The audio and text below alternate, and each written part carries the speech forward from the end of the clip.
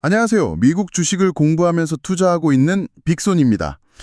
네, 빅손님 보내주신 보잉 최신 실적 자료랑 애널리스트 리포트들 저희가 아주 잘 받았습니다. 네, 정말 꼼꼼하게 정리해서 보내주신 덕분에 저희도 핵심을 파악하기가 훨씬 수월했어요. 맞아요. 이게 헤드라인 숫자만 딱 보면 정말 엄청난 서프라이즈인데 같이 보내주신 자료들을 보니까 월가에서는 다들 잠깐 이거 자세히 봐야 해 뭐 이런 분위기더라고요. 네, 그렇죠. 그래서 오늘 저희의 미션은 바로 이 복잡한 숫자들 속에서 진짜 신호랑 가짜 신호를 좀 가려내고요.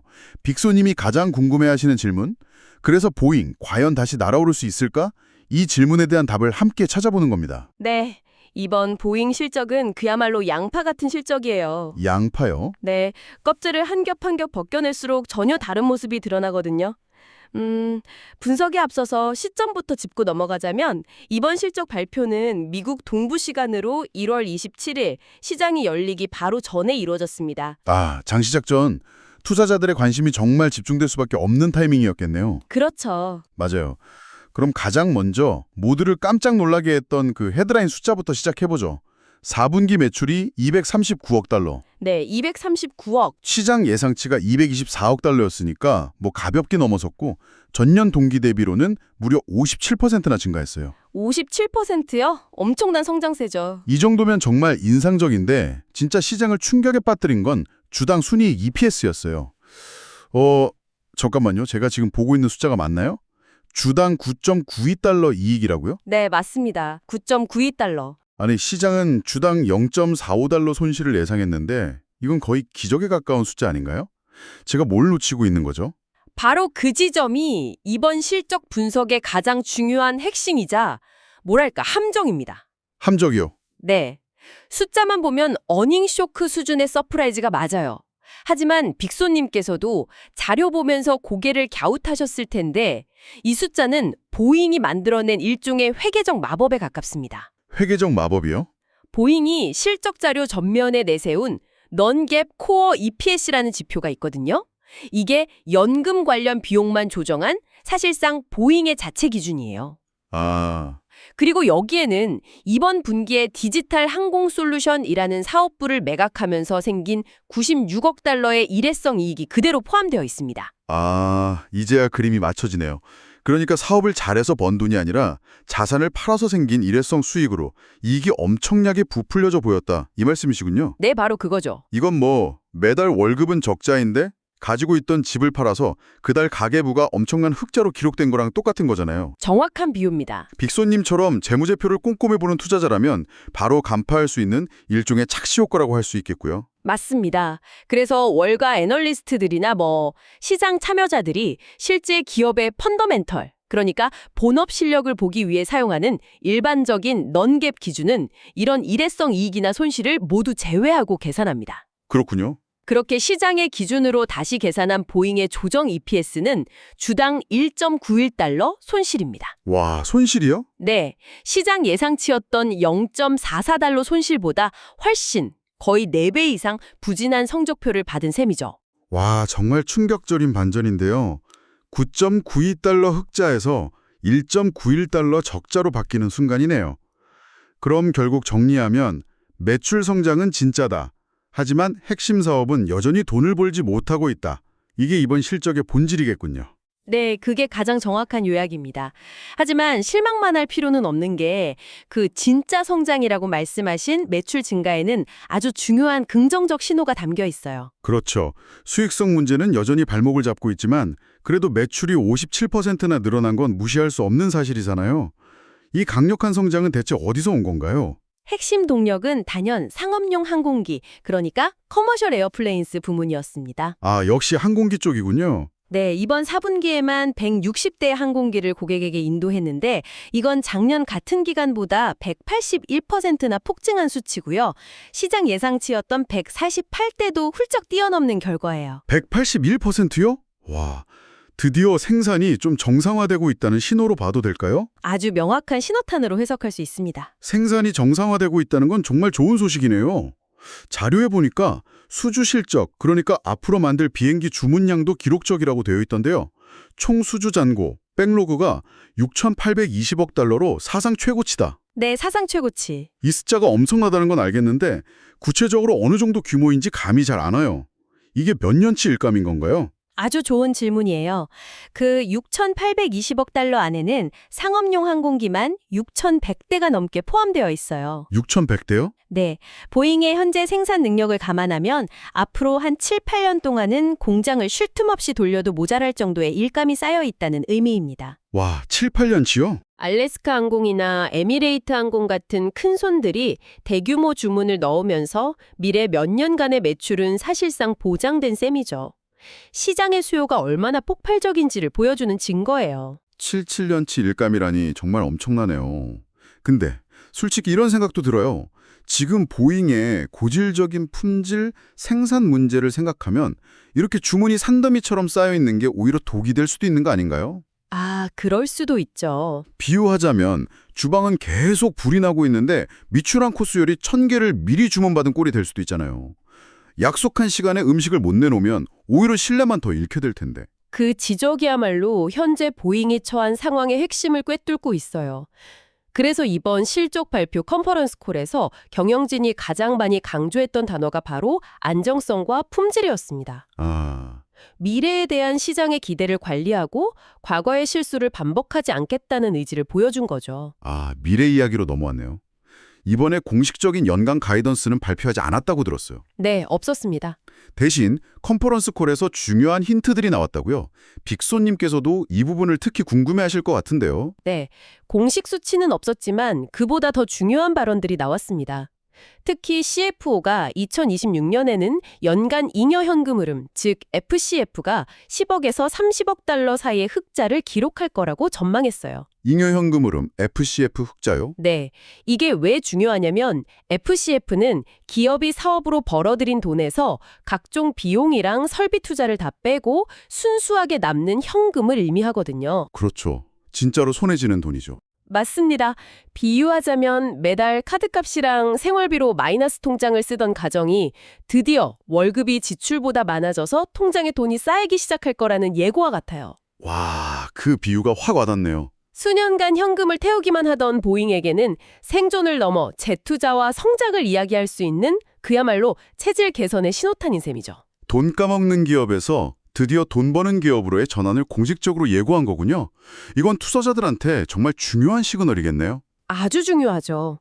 CEO는 어떤 이야기를 했나요?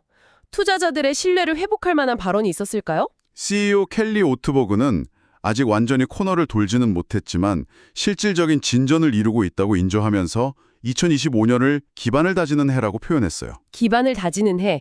그러면서 품질을 희생하면서까지 무리하게 생산 속도를 쫓지는 않겠다는 말을 여러 번 반복해서 강조했습니다. 아까 그 주방 비유가 생각나네요.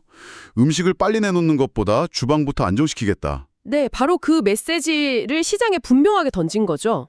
투자자들이 가장 주목하는 737 기종의 생산량 증대 계획에 대해서도 구체적인 언급이 있었나요? 속도보다 안정을 택했다고 하셨는데 그럼 증상 계획은 아예 없는 건가요? 아니요, 계획은 있습니다. 다만 아주 신중하게 접근하겠다는 점을 분명히 했어요. 현재 월 42대 생산 수준에서 시스템을 완전히 안정화시키는 게 최우선 과제이고요. 우선은 42대 유지. 네, 그리고 최근에 인수한 핵심 부품 공급사 스페릿 에어로 시스템즈를 포함한 공급망 전체가 무리 없이 따라올 수 있다는 확신이 들 때 그때 이제 미국 연방항공청 FAA와 긴밀히 협의해서 증산에 나서겠다고 밝혔습니다. 시점도 혹시 언급했나요? 구체적인 목표 시점으로는 2026년 하반기를 제시했고요. 과거처럼 시장의 압박에 못 이겨서 무리하게 속도를 내다가 사고를 치는 일은 절대 없을 거라는 약속처럼 들렸습니다. 들어보면 볼수록 흥미롭네요. 정리하면 매출은 늘었고 주문은 산더미처럼 쌓여있고 미래 현금 흐름도 긍정적으로 바뀔 거라고 약속했어요. 네. 근데 이렇게 좋은 소식들이 많은데도 불구하고 왜 실적 발표 당일 주가는 결국 1.5% 하락으로 마감했을까요? 시장은 도대체 뭐가 그렇게 마음에 안 들었던 걸까요? 결국 다시 처음 이야기로 돌아갑니다. 수익성 문제. 네. 겉으로 보이는 화려한 포장지를 벗겨냈을 때 드러난 핵심 사업의 수익성 악화라는 민낯 때문이죠. 여기에 더해서 보잉의 또 다른 한 축인 방산, 우주 및 보안 부문이 계속해서 대규모 적자를 기록하면서 전체 실적에 발목을 잡은 점도 큰 부담으로 작용했어요. 방산 쪽이요? 상업용 항공기라는 한쪽 날개는 서서히 힘을 내고 있는데 다른 다른 쪽 방산 부문 날개가 계속 부러진 채로 질질 끌려가는 형국인 거죠. 방산 부문은 왜 그렇게 계속 부진한 건가요? 보통 방산은 안정적인 수익원으로 알려져 있잖아요. 주로 과거에 맺었던 고정가격 계약 때문입니다. 고정가격 계약이요? 네. 몇 년 전에 정부랑 계약을 맺을 때는 예상 비용을 기반으로 총액을 정해놨는데 그 이후에 우리가 겪었던 극심한 인플레이션 때문에 인건비랑 원자재 가격이 폭등해버린 거예요. 결국 지금은 전투기나 인공위성을 하나 만들 때마다 손해를 보는 구조가 되어버린 프로젝트들이 많습니다. 이 과거의 족쇄를 끊어내는 것이 보잉에게 남겨진 또 하나의 큰 숙제입니다. 그렇군요. 결국 이 모든 게 빅소님께서도 자료와 함께 보내주신 메모에서 지적해 주셨던 신뢰의 문제와 직결되는 것 같아요. 보잉은 2020년 팬데믹 이후에 정말 끔찍한 시간들을 보냈죠. 맞습니다. 737 맥스 기종의 연이은 추락 사고와 그로 인한 전 세계적인 운항 중단 사태는 시작에 불과했죠. 네. 그 이후에도 생산 과정에서 끊임없이 발견되는 조립 불량과 부품 품질 문제, 고객에게 약속했던 인도 일정 지연, 노조 파업 이슈까지 악재가 끊이지 않았습니다. 정말 많았네요. 지난 5년간 S&P 500 지수가 2배 가까이 오르는 동안 보잉 주가가 고작 25% 상승에 그친 이유가 바로 이 깊게 뿌리내린 불신과 불안감 때문이에요. 그렇군요. 투자자들은 이제 약속이 아니라 증거를 원하고 있습니다. 자, 그럼 이 모든 것을 종합해 볼 때 시장이 보잉에게 보내는 메시지는 명확하네요. 쇼는 끝났다. 이제 증명하라는 거군요. 네, 딱 그거죠. 기록적인 수주잔고라는 화려한 무대 장치는 이미 다 갖춰졌으니 더 이상 멋진 예고편에 환호하지 않겠다는 거죠. 흠결 없는 본편, 즉 꾸준하고 수익성 높은 생산이라는 결과물을 보기 전까지는요. 맞습니다. 빅손님께서 앞으로 보잉을 계속 지켜보실 때 어떤 지표들을 가장 날카롭게 봐야 할까요? 핵심 체크 포인트를 짚어주시죠. 빅소님을 위해 3가지 핵심 포인트를 정리해 드릴게요. 첫째는 생산 및 인도의 일관성입니다. 일관성? 네, 말로만 안정을 외치는 게 아니라 실제로 분기마다 꾸준히 약속한 만큼의 비행기를 품질 문제 없이 인도하는지 숫자로 증명해야 합니다. 컨퍼런스 콜에서 제시된 2026년 목표치, 예를 들어 737 기종 약 500대, 787 기종 약 90에서 100대 같은 구체적인 숫자들이 좋은 기준점이 될 거예요. 알겠습니다. 첫 번째는 일관성, 두 번째는요? 둘째는 수익성 개선입니다. 특히 이번 분기에도 마이너스 5.6%를 기록한 상업용 항공기 부문의 영업이익률을 언제 플러스로 돌려놓는지가 관건입니다. 마이너스를 플러스로. 네.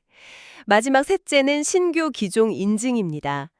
계속 지연되고 있는 737-7과 737-10 모델이 2026년 안에 FAA 인증을 받아야 추가적인 성장을 기대할 수 있습니다. 네. 이 세 가지가 보잉의 주가를 움직일 핵심 변수입니다. 월가 애널리스트들은 이번 실적과 미래 전망을 어떻게 평가하고 있나요? 여전히 긍정적인 시각이 많은 편인가요?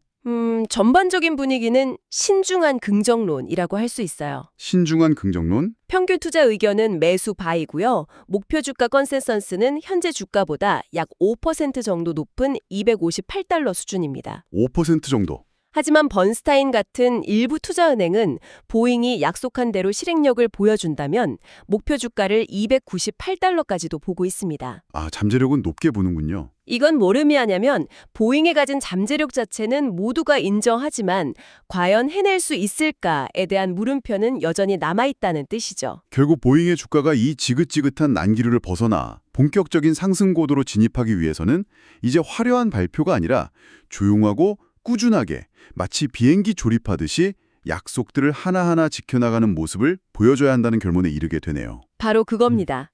기록적인 수주 잔고는 비행을 위한 충분한 연료입니다. 이건 의심의 여지가 없어요. 이제 보잉에게 남은 과제는 이 연료를 태워서 주가를 힘차게 밀어올릴 엔진, 즉 일관성 있고 수익성 높은 생산 능력을 시장에 증명하는 것뿐입니다. 엄청난 수요라는 순풍을 등에 업고 있지만 과거의 실수라는 난기류에서 아직 완전히 벗어나지는 못한 보잉의 현주소를 깊이 있게 짚어봤습니다. 결국 꾸준한 실행력이라는 어찌 보면 가장 단순한 이 단어가 모든 것의 답이 될 것 같다는 생각이 드네요. 오늘 분석이 빅소님의 투자 여정에 좋은 참고 자료가 되었으면 합니다. 그리고 빅손님께서 앞으로 보잉을 지켜보실 때 한 가지 더 생각해 볼 만한 아주 흥미로운 장기적인 관전 포인트를 던져드리고 싶어요. 오, 어떤 거죠? 이번 컨퍼런스 콜에서 CEO가 스쳐 지나가듯이 중요한 말을 했습니다. 미래에 완전히 새로운 항공기 프로그램을 개발할 때는 지금과는 전혀 다른 방식으로 접근해야 한다고요. 다른 방식이요? 네, 리스크 관리 방식이나 정부와의 계약 구조를 근본적으로 재검토해서 회사가 더 많은 가치를 확보해야 한다고 언급했거든요. 이건 단순히 비행기 한두 대를 더 만드는 차원의 문제가 아니잖아요. 그렇죠. 비즈니스 모델 자체를 바꾸겠다는 이야기처럼 들리네요. 맞습니다. 앞으로 보잉의 실적을 추적하시면서 이들이 과연 어떤 모습의 차세대 보잉 비즈니스 모델을 만들어갈지, 그리고 그것이 회사의 장기적인 수익성을 어떻게 바꿔놓을 수 있을지 상상해보는 것도 아주 흥미로운 투자 여정이 될 겁니다. 지금까지 보잉의 회계연도 2025년 4분기 실적 정리와 주가가 날아오를 수 있을지에 대해 분석해 보았습니다. 구독과 좋아요, 댓글 알림 설정 부탁드립니다.